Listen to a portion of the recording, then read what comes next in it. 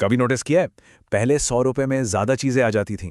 आज वही 100 रुपए बहुत जल्दी खत्म हो जाते हैं। Petrol expensive, food expensive, rent expensive. लेकिन सवाल यह है, क्या चीजें एक्चुअल में एक्सपेंसिव हो रही हैं या हमारा मनी वीक हो रहा है? एक बहुत ही बेसिक डेली लाइफ का एग्जाम्पल लेते हैं। मान लीजिए कुछ साल पहले आपके फेवरेट स्नैक का एक पैकेट 10 रुपए का आता था। आप 100 रुपए लेके जाते और पूरे 10 पैकेट लेकर आते। आज वही पैकेट 15 रुपए का हो गया। आपका 100 रुपए का नोट दिखने में बिल्कुल सेम है, वही कागज, वही कलर, लेकिन अब उस सेम नोट में आपको सिर्फ 6 पैकेट मिलते हैं। ये पैराडॉक्स समझना बहुत जरूरी है। वो 100 रुपए का नोट बदला नहीं है, लेकिन उसकी जो एक्चुअल पावर थी ना, वो पूरी तरह कोलैप्स हो चुकी है। सबसे पहले इसके बेसिक्स को क्लियर करते हैं। इन्फ्लेशन, जिसे हम आम भाषा में महंगाई कहते हैं, ये एक्चुअल में एक इनविजिबल फोर्स है। एक ऐसा प्रेशर जो ये अश्योर करता है कि आज जिस कैश अमाउंट से आप कुछ खरीद पा रहे हैं, कल उसी सेम अमाउंट से आप काफ़ी कम सामान खरीद पाएंगे। इकोनॉमिक्स की भाषा में जब प्राइसेस का जनरल लेवल राइज होता है तो उसे इन्फ्लेशन कहते हैं, लेकिन इसका असली इंपैक्ट इससे कहीं ज़्यादा गहरा है। मार्केट में परचेजिंग पावर के गिरने का पैटर्न बिल्कुल क्लियर है। पास्ट में ये पावर काफ़ी हाई थी, प्रेजेंट में ये मीडियम हो चुकी है और फ्यूचर में ये और भी लो होने वाली है। पॉइंट ये नहीं है कि मार्केट में चीज़ों के दाम बढ़ रहे हैं। असली पॉइंट यह है कि करेंसी खुद अपनी स्ट्रेंथ लूज कर रही है, मतलब पैसा अंदर ही अंदर सिकुड़ रहा है। परचेजिंग पावर कम होने का सीधा सा मतलब है कि हमारी सालों की मेहनत से कमाई गई वेल्थ धीरे धीरे इवापोरेट हो रही है, हवा में गायब हो रही है। तो अब सवाल उठता है कि आखिर ये प्राइजेस लगातार बढ़ क्यों रहे हैं? इसके पीछे डिमांड, सप्लाई और हमारी करेंसी का एक पूरा मैकेनिज्म काम करता है। इकोनॉमी में मेनली दो क्रिटिकल फोर्सेस काम करती हैं। पहला है डिमांड पुल। जब इकोनॉमी ग्रो करती है और लोगों की इनकम बढ़ती है तो सडनली डिमांड शूट अप हो जाती है। लेकिन अगर सप्लाई लिमिटेड है तो प्राइसेस ऑटोमेटिकली ऊपर की तरफ खिंच जाते हैं। और दूसरा फोर्स है कॉस्ट पुश। अगर कैपिटल, लेबर या रॉ मटेरियल ही पीछे से एक्सपेंसिव हो जाए तो फैक्ट्री से निकलने वाले हर प्रोडक्ट की कॉस्ट ऊपर की तरफ पुश हो जाती है। हमारी इकोनॉमी इन दोनों फोर्सेस के बीच में सैंडविच बनकर रह जाती है। लेकिन इस स्टोरी का सबसे डार्क हिस्सा यहां से शुरू होता है, फिएट करेंसी। आज हम जो भी पेपर मनी यूज करते हैं ना, उसकी खुद की कोई इंट्रिंसिक वैल्यू नहीं है। 1971 में जब यूएस डॉलर को गोल्ड स्टैंडर्ड से अलग किया गया था, तब से पूरी दुनिया इसी फिएट सिस्टम पर चल रही है। ये सिर्फ एक पेपर है जो गवर्नमेंट के डिक्री और ट्रस्ट पे चलता है, और इसी एक फंडामेंटल शिफ्ट ने गवर्नमेंट्स को हमारी इकोनॉमी पर एक मैसिव, अनप्रेसिडेंटेड कंट्रोल दे दिया। अब सोचिए, जब ये पूरा कंट्रोल सिस्टम के हाथ में आ जाता है तो एक्चुअल में होता क्या है? इकोनॉमिक्स का एक बहुत ही सिंपल रूल है। जब भी गवर्नमेंट बहुत ज्यादा पैसा प्रिंट करती है तो मार्केट में टोटल मनी सप्लाई एक्सपैंड हो जाती है। इसका रिजल्ट, जो पैसा पहले से आपके बैंक अकाउंट में या आपकी जेब में पड़ा है, उसकी रिलेटिव वैल्यू डाइल्यूट हो जाती है। ये और कुछ नहीं बल्कि पूरी सोसाइटी पर लगाया गया एक हिडन इन्फ्लेशन टैक्स है। जितनी ज्यादा नई करेंसी छपेगी, आपका रखा हुआ पैसा उतना ही हल्का होता जाएगा। तो इस पूरे मैक्रो इकोनॉमिक सिस्टम में सबसे ज्यादा नुकसान आखिर किसका हो रहा है? ये समझना बहुत जरूरी है कि ये एक हिडन वेल्थ रीडिस्ट्रीब्यूशन सिस्टम है। इस पूरी थ्योरी का सबसे बिटर ट्रूथ आपको यहां दिखेगा। इन्फ्लेशन एक साइलेंट वेल्थ ट्रांसफर की तरह काम करता है। जो सैलरीड और मिडिल क्लास लोग हैं, उन्हें सबसे भारी पेनल्टी चुकानी पड़ती है, क्योंकि उनकी रियल इनकम लगातार गिरती रहती है। लो और फिक्स्ड इनकम वालों की तो परचेजिंग पावर पूरी तरह डिस्ट्रॉय हो जाती है। लेकिन दूसरी तरफ जो बहुत बड़े डेटर्स हैं, जिन्होंने भारी लोन लेकर बड़े बड़े एसेट्स बनाए हैं, उनका एक्चुअल में फायदा होता है, क्योंकि इन्फ्लेशन उनके रियल डेट यानी उनके असली कर्जे की वैल्यू को सिकोड़ देता है। अगर इसे एक लाइन में समराइज करें तो इन्फ्लेशन उन लोगों पर एक इनविजिबल टैक्स है जिनके पास हार्ड एसेट्स नहीं है। मिडिल क्लास लिटरली एक ट्रेडमिल पर दौड़ रहा है। उनकी वेजेस, उनकी सैलरी में होने वाली इंक्रीमेंट बैंक बैलेंस के इस साइलेंट इरोजन को कभी बीट ही नहीं कर पाती। हम बस दौड़ रहे हैं लेकिन पहुंच कहीं नहीं रहे। इन्फ्लेशन सिर्फ प्राइसेस इंक्रीज नहीं करती, ये क्वाइटली मनी की पावर रिड्यूस करती है। इन्फ्लेशन को समझना तो बस एक शुरुआत है। ये उस केओस को डिकोड करने का सिर्फ पहला कदम है। लेकिन एक और डेंजरस क्वेश्चन है, आखिर इस पूरे मनी सिस्टम को कंट्रोल कौन करता है? क्या गवर्नमेंट्स और बैंक्स एक्चुअल में डिसाइड करते हैं कि मनी की वैल्यू कितनी हो? हर दिन हम मनी यूज करते हैं, सैलरी, यूपीआई, बैंक, लोन्स। लेकिन एक डेंजरस क्वेश्चन है, आखिर मनी सिस्टम को कंट्रोल कौन करता है? क्या गवर्नमेंट्स, क्या बैंक्स या कोई और? तो चलिए सबसे पहले मिलते हैं इस पूरे सिस्टम के अल्टीमेट बॉस से। बेसिक लेवल पर देखें तो ये लगता है कि सरकार सब कुछ चला रही है, राइट। इंडिया में मिनिस्ट्री ऑफ फाइनेंस कॉइन्स और 1 रुपए का नोट इशू करती है। ये स्टेप 1 है, लेकिन रियल पावर यहां नहीं है। स्टेप 2 पर आते हैं सेंट्रल बैंक्स। ये इस पूरे मैट्रिक्स को टाइटली मैनेज करते हैं। और फिर आते हैं स्टेप 3 पर कमर्शियल बैंक्स, जैसे SBI, HDFC या ICICI। ये वो बैंक्स हैं जो एक्चुअली पैसे को आम लोगों तक पहुंचाते हैं, सर्कुलेट करते हैं। तो रियलिटी में स्टीयरिंग व्हील गवर्नमेंट नहीं, बल्कि उन सेंट्रल बैंक्स के हाथ में है।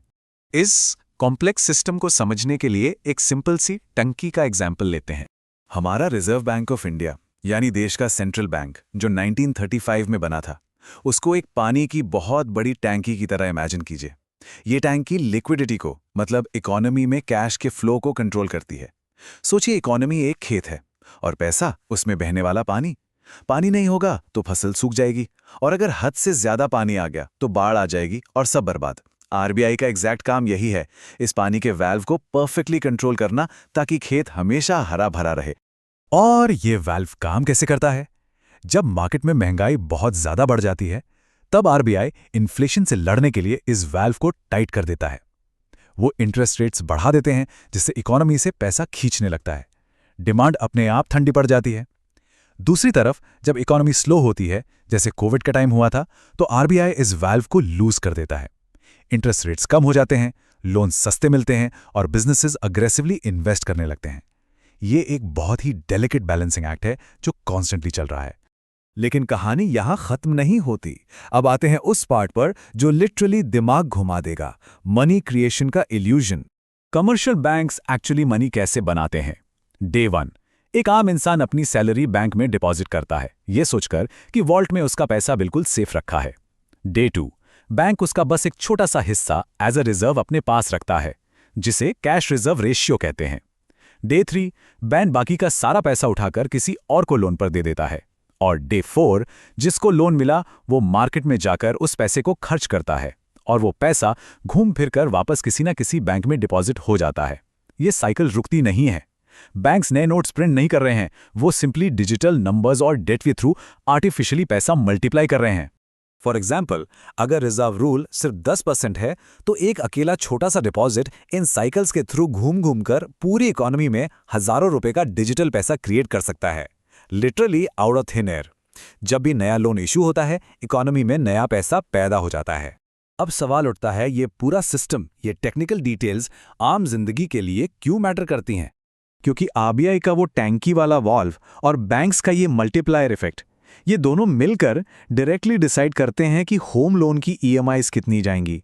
मार्केट में जब इन्फ्लेशन बढ़ता है तो सेविंग्स की परचेजिंग पावर कितनी बचेगी, इकोनॉमी ग्रो करेगी या रिसेशन आएगा, और सबसे बड़ा खतरा, किसी मैसिव फाइनेंशियल क्राइसिस का रिस्क कितना है, ये सब इस इनविजिबल मनी सप्लाई गेम पर डिपेंड करता है। हम सब इस मैट्रिक्स से हेविली प्लग्ड इन हैं। मॉडर्न इकोनॉमी सिर्फ हार्ड वर्क पे रन नहीं करती, मनी सिस्टम के रूल्स पे भी रन करती है। लेकिन अगर इकोनॉमी सडनली क्रैश हो जाए, तो नॉर्मल पीपल अपने फाइनेंसेस कैसे प्रोटेक्ट करें? ये एक ऐसी वल्नरेबिलिटी है जिसे इग्नोर करना बहुत भारी पड़ सकता है। अगर फाइनेंशियल फ्रीडम सिर्फ अर्निंग से आती है या सिस्टम समझने से भी? मिलते हैं अगले डीप डाइव में। जब रिसेशन आता है ना, कंपनीज जॉब्स कट करती हैं, बिजनेसेस स्लो हो जाते हैं, मार्केट में मनी अचानक से बहुत टाइट हो जाता है। लेकिन एक बहुत ही इंटरेस्टिंग बात है, कुछ लोग इस फेज को इजीली फाइनेंशियली सर्वाइव कर लेते हैं और कुछ कंप्लीटली कोलैप्स हो जाते हैं, सब कुछ खत्म। डिफरेंस क्या होता है? हम इसके सबसे इंपॉर्टेंट एस्पेक्ट पर फोकस करेंगे, practical personal protection, basically how to recession proof your finances. ये एक्सप्लेनर सीधा प्रैक्टिकल स्टेप्स के बारे में है। Part 1, the reality of recessions. आखिर इस मंदी की असली सच्चाई क्या है? देखिए, जब इकोनॉमी स्लो होती है तो एक पूरा चेन रिएक्शन स्टार्ट हो जाता है। नेशनल आउटपुट, जिसे हम GDP कहते हैं, वो गिरने लगता है। लोग डर के मारे कंज्यूमर स्पेंडिंग कम कर देते हैं, इससे बैंक्स घबरा जाते हैं और मार्केट में क्रेडिट इंस्टेंटली टाइटन हो जाता है। अब बिजनेसेस पर इतना इमेंस प्रेशर आता है कि अनफॉर्चुनेटली अपने मार्जिन्स को बचाने के लिए उन्हें ले ऑफ शुरू करने पड़ते हैं। एकदम से मार्केट में सीवियर फियर का एटमॉस्फेयर बन जाता है। ये कोई रैंडम इवेंट नहीं है, ये एक well documented macro economic cycle है। और इस साइकिल के पीछे के ब्रूटल मैथ को ओकुन्स लॉ ब्रिलियंटली इलस्ट्रेट करता है। ये रूल बहुत ही सिंपल और हार्श है। अगर जीडीपी अपनी पोटेंशियल से सिर्फ 2% गिरती है तो अनएम्प्लॉयमेंट नेचुरली 1% बढ़ जाती है। कंपनीज जॉब्स इसलिए नहीं कट करती क्योंकि उन्हें इसमें कोई मजा आता है, वो सिंपली सिस्टम के स्ट्रक्चरल और मैथमेटिकल प्रेशर की वजह से ऐसा करने पर मजबूर हो जाती हैं। Part 2, why normal people suffer. चलिए देखते हैं कि आम लोग इसमें सबसे ज्यादा क्यों पिसा करते हैं। इसका एक बहुत बड़ा हिडन रीजन है, द इन्फ्लेशन टैक्स। याद है सीरीज के पार्ट 1 में हमने फियाट करेंसी की हिस्ट्री की बात की थी। जब इकोनॉमी को स्टिमुलेट करने के लिए या किसी क्राइसिस से डील करने के लिए गवर्नमेंट्स नया फियाट पैसा प्रिंट करती हैं तो सिस्टम में पहले से रखे मनी की परचेजिंग पावर वायलेंटली गिर जाती है। इसे ऐसे सोचिए, अगर कर तक 1 रुपए में एक पूरा एप्पल खरीदा जा सकता था तो नया पैसा मार्केट में आने के बाद उसी अमाउंट में शायद सिर्फ आधा एप्पल ही मिलेगा।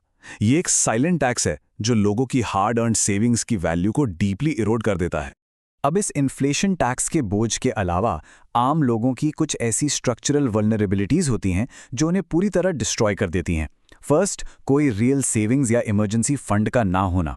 सेकंड, एक सिंगल इनकम सोर्स पर यानी अपनी उस एक 9 to 5 जॉब पर पूरी तरह डिपेंडेंट रहना।